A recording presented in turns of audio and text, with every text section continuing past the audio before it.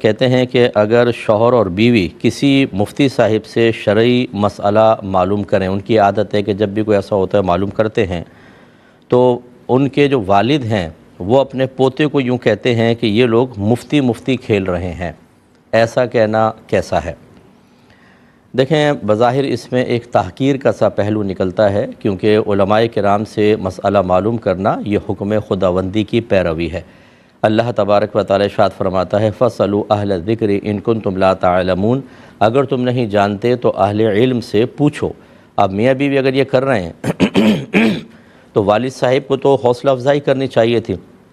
اب پوتے کے پاس سامنے اس طرح کہنا کہ تو مفتی کھیل رہے ہیں، یہ ایک مذاق کی سی صورت ہوتی ہے، اور جس چیز کا اللہ تبارک و تعالی نے حکم دیا اس کو اتنا ہلکا اور مذاق کے طور پہ پیش کرنا کہ چھوٹے بچوں کے نگاہوں میں اس کی اہمیت باقی نہ رہے، یہ بالکل غلط ہے۔ ان کے والد صاحب کو چاہیے کہ اللہ کی بارگاہ میں توبہ کریں۔ ویسے اوور ایج ہوں گے، اب آخری عمر کے اندر اس طرح کے مذاق مستیاں اچھی نہیں لگتی ہیں، کیونکہ یہ پھر بعض اوقات کفر تک پہنچا دیتی ہیں، اور آخری وقت میں انسان کافر ہو کے مر جائے، خدا نہ خواستہ، یہ بہت خطرناک چیز ہے۔ نبی کریم صلی اللہ علیہ وسلم نے ارشاد فرمایا کہ بعض اوقات بندہ ساری زندگی نیک اعمال کرتا ہے، حتیٰ کہ جنت سے ایک قدم کے فاصلے پر رہ جاتا ہے، لیکن پھر اللہ تبارک و تعالیٰ کا لکھا ہوا اس کے سامنے آتا ہے، یعنی جو اللہ نے اس کے لیے قسمت میں لکھا ہے، اور وہ کافر ہو کر مرتا ہے، یعنی وہ جہنمی ہو جاتا ہے۔ اچھا، وہ لکھے ہوئے سے مجبور نہیں ہوتا، بلکہ اللہ تبارک و تعالیٰ نے اپنے علم سے جانا ہوتا ہے کہ یہ شخص آخری وقت میں اپنے قدرت و اختیار سے کون سا مذہب اختیار کرے گا